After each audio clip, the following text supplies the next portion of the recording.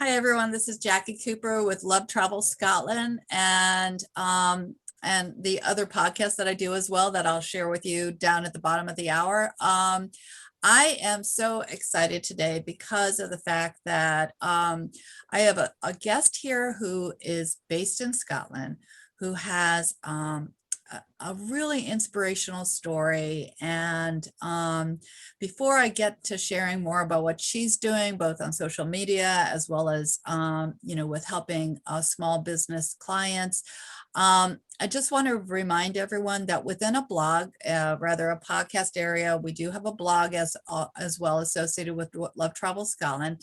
So there's going to be contact information within the video, within the podcast. So if you hear the contact information for Marty that we're going to be sharing and you don't have a pen or paper and you're driving and listening and can't write it down, it's okay. Just go back to the podcast and get connected in that way. And Love Travel Scotland is the name of the podcast, but in case, again, that is difficult for you to remember, just remember Jackie Cooper at jcoopertravels@gmail.com. That's another way to connect with us. Marty, thank you so much for being here. What is amazing to me always is that here I'm in the States, here you're in Scotland, and we can talk and connect. And even my dog is coming up into the Zoom right now to say hello. How are you doing this morning? Well, morning for me, it's afternoon for you. Yeah, it's very dark. It seems to be a very dark afternoon here. Thank you so much for having me. Yeah, no, I'm super excited to have you here. So we connected on a variety of platforms and share with everyone the name of your business and how they can connect. We're going to be definitely mentioning it at least 3 times during our conversation. So people can definitely have time to write things down and be able to connect with you. But go ahead and share so everyone can start gathering that information. Thank you. So my name's Marty and I run Weebit Social, which is basically a social media business which helps small business owners to utilize social media a little bit more effectively and to feel a little bit more confident using social media.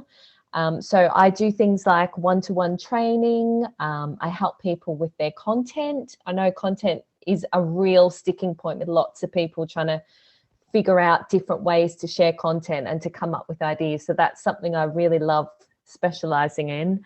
I also help with strategy and We Social Chats, which is actually a power hour, which I have renamed We Social Chats because it's just a bit less scary. And I'm all about making social media for small business owners just a bit less scary and a little bit more fun, and just helping people to feel a bit more confident with it. So Weebit Social is all about making social media just that little bit less daunting, that little bit more manageable, and of course, just that little bit more fun for small business owners. No, it's so needed because there's always a new social media platform that's being created, and it can kind of be overwhelming to know how to navigate both the old as well as the new. How did you get involved with this area? I know that you have an interesting story to share. So how did you get involved? So I actually had done like a number of different jobs since moving to Scotland. As you can probably tell from my accent, I'm not from Scotland. I moved here from Australia in 2006, but I still have my accent. And so when I moved here, I just sort of did like lots of different jobs, which, lots of people tend to do when they move to a different country while they're finding their footing. But I had done a little bit of blogging work. I'd done a little bit of reviewing for a website. And then I came across something called Digital Mums, which is an amazing organization. They're an amazing business founded by 2 women who are mums. I think one of them's a mum, the other one's a dog mum. So I think that counts as well. And they were all about skilling women up, and mums especially, who had had a career break when they'd had children. And sort of found it was really difficult to get back into the job market, and they'd missed out on promotions and things like that because they'd taken that career break. So long story short, I did a course with Digital Mums. It was a 6-month course. It was sort of more like an apprenticeship. So it was super fun. It was actually live learning with a business on their social media platforms, which was super daunting. I think it was really, really daunting at the beginning because we were learning and we were let loose on someone's actual business on social media. So that was a little bit scary, but it was an amazing way to learn. And after the 6 months, I started my own business, Weebit Social, and just sort of threw myself into it, really. And that was 2016, and I haven't really looked back. That's I awesome. haven't really, but yeah. That's definitely awesome. So, your favorite, how have you had to change your business since COVID? So since COVID, I think a lot more people have come online and they've wanted to utilize social media and learn a bit more about how they can promote their business online, because I mean that's sort of that's all we can do just now, isn't it? We can't really go to networking events and we can't meet up with people face to face. So I think the whole online world has been, you know, everyone's like hugely upskilling in their online skills. And personally, I also run a networking group, which is called Edinburgh Coffee and Chat Small Business Social. It's an I extremely long know. That's so name. cool. And that has actually had to come online. So that sort of came about as an accident a little bit. So when I started my business, I found that I had to start going to networking events, which I'd never done before. I was so not prepared and it was super scary. And the first event I went to was awful. It was super corporate. It was not me at all. It was basically lots of people in suits thrusting their business cards at me, and I hated it. So from that, I started my own networking group, and that has had to come on online due to COVID. So originally it was just Edinburgh people that the group was open to, because we were meeting up face to face to chat and have a coffee, and it was very casual. But since COVID, obviously, we've opened it up to everyone in the UK. So it's become a little bit bigger. Yeah. um, yeah, and online events. So it's been fantastic. I think, a lot of us are realizing that face to face is great, but when you can do online, you can actually network with more people. And that sort of support applies no matter what your border is, your country is, the same information is needed. So since we talked about Scotland, and I'm going to pronounce it wrong, Edinburgh, because of my American accent. What are your favorite places or local secrets that you like to talk about? Because I love travel, and my other podcast that you'll also be posted on is Jay Cooper Travels. And the focus of that travel podcast is not just geographical travel, but also inspirational stories like yourself. So that's why you kind of fall under both sides. But when I go back, because I love Scotland, when I go back, where do you think I should go and check out? Oh, there's so many places. Do you know, because I feel like I have still just only moved here, I'm still finding new places in Edinburgh all the time. Yeah. And I think you've been here, you know how small, I mean, I feel like it is quite small. It's sort of like a big village, sort of, in a way. And so, yeah, I'm always finding places to go, but I love Inverleith Park and Stockbridge. That whole Stockbridge area is such an amazing area. There's so many beautiful cafes. If you love cake, I love a bit of cake. It's the most beautiful place to spend a Sunday, and there's so many really nice little independent shops. I'm very much about independent because a lot of my clients are independent small business owners.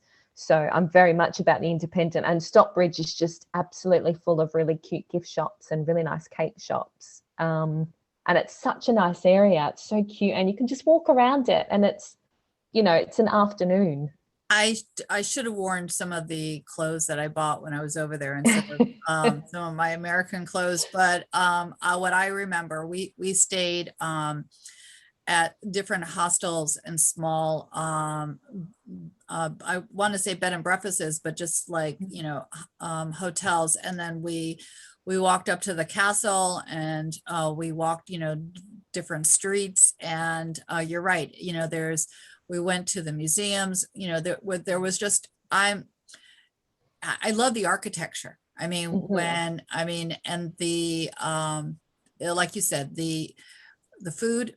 I mean, granted now temporarily things are kind of on a hiatus in terms of the number of people that can go in or things like that. Mhm. But it definitely is, it's a very walkable community and public transportation Yeah. is really good. Yeah, it is really good. I was really surprised when I first moved here, because we didn't have a car. We used the buses a lot, and Yeah. it's such an easy way to get around. I think, especially from where I've come from, it's so different. We have lots of trams and things, but yeah, it's such a friendly, easy city. I mean, the cobblestones are not fun, are they? No, they're not. No, you definitely have to watch your Oh. ankles. But And there's a view from everywhere, isn't there? Did you yeah, notice? Like everywhere you look, there is a beautiful view. And yeah. I don't think I'm ever going to get used to it. Yeah, no, it's very on the eyes. It's very visually pleasing. So going back to your business, what are the top tips that you might suggest to individuals for connecting with people on social media and making a brand stand out? I know I would like to, before you share that information, can you mention again how people can connect with you? Sure. Yeah. So you can grab me on my website, which is www.we, as in WEE, small, weebitsocial.com. And I do spend a lot of time on Instagram, which is also just under Weebitsocial. But yeah, I think connecting, I think a lot of people take engagement for granted, a lot of small businesses as well, who maybe don't have a lot of time to spend on social media. I think engagement is such a massive, and you probably know with all the engagement and connecting you're doing with all the communities through the podcast and through the groups, how important engagement is. And I think people just don't put aside the time to spend an hour or 2 hours just engaging with other people on social media. It's social, but yeah, I think people really forget to be social and to connect with other people and to spend time sharing other people's content on their channels. I think that's a massively important part that people forget. And I think another thing with social media that people forget, and I think it's through a little bit of fear, is forgetting to have fun with it as well. I know that a lot of the posts that I personally remember or want to comment on are the posts that are a little bit different and maybe a little bit fun, and there may be a little bit skew with, there may be not perfection and a flat lay, but if they're a little bit fun and something a little bit different, that's what I will come back to and that's what I remember. So I think don't be scared to have a little bit of fun with it, Yeah. and just, talk to people. It's all about talking to people, isn't it? It is. And one of the things that I've noticed when I was traveling with my daughter, because we would take a big trip every year. Um, when we are at home, how we talk with people is different than when we're traveling. When we're traveling, if we're standing next to someone at a train station or, wherever we might be, we'll say, "Hi, how are you? Where are you from?" Or, "What are you doing?" And, or isn't this cool? And we'll engage with someone because we're out of town Mhm. and we're exploring the area. And but when we're back in our own backyard, it's like we're kind of narrow-minded, kind of just doing our everyday Yeah. business, whatever that might be. And I think that that's something that I have learned with traveling is being more open-hearted to talk with people. I mean, I think Mhm. that, like you said, the connection there um, is really important. Mhm. It is. It's all about connection, isn't it? Yeah, yeah, for sure. So what's one of the most surprising, oh, actually, what's one of the most surprising things about living in Scotland? Do you know what it is? It's the wind. The wind is so vicious. I I, moved away for a while and we came back. We moved down, I want to say south, but it's still north, the north of England. And we came back and we were like, oh my God, it is so windy. It just cuts right through you. It absolutely cuts right through you. But also, I think another really surprising thing about Edinburgh is how small and friendly it feels, especially with the business community. I think the business community are so friendly and so supportive of each other. It's such a great place to have a business. Yeah. Yeah. No, I've heard all that from others that are in your community. And I've heard that for other communities within Scotland as well. Again, that's the one thing I do love about the Scottish people. They're very friendly, they're very open-hearted, and they welcome people, and they try to extend a helping hand. So that is been really cool whenever we've gone over there, or whenever I've talked to people on the podcast as well. Mm-hmm. So let me think for a second. Best place to grab coffee in Edinburgh? I love a coffee. I've done so much networking and met so many people for coffee in the last 5 years. I've got it down to a fine art. There are so many amazing places. There's a new place that's just opened, actually. It opened during COVID, which is amazingly brave of them. They said they just didn't want to wait any longer. And they've had lines out the front since they opened. So it just goes to prove that if Wow. you're brave, yeah, it totally pays off. It's called Room and Rumour, which is a really cool name. And they do coffee and donuts. They do the most amazing. They actually sold out of donuts when we went. So that just shows how popular they are. They're on Market Street, so you have to go down and have a look. I know Market Street. It's like I'm wondering if they can ship overseas, but It might take a while, but it'd be yeah. worth the wait. I tell you, it's worth the wait. Maybe if I order some, we'll have a follow-up podcast. We'll be dipping in our coffee. So what about top tips for networking for those that might be a little bit shy? I know that people might look at me and think, oh, she's confident, she has it all in terms of being able to talk to people, but I really have to tell you, that has not been the case. When my background's law, and when I first started in the field of law, I always told myself, I'm never going in front of a courtroom. I just don't want to be in front of people at all.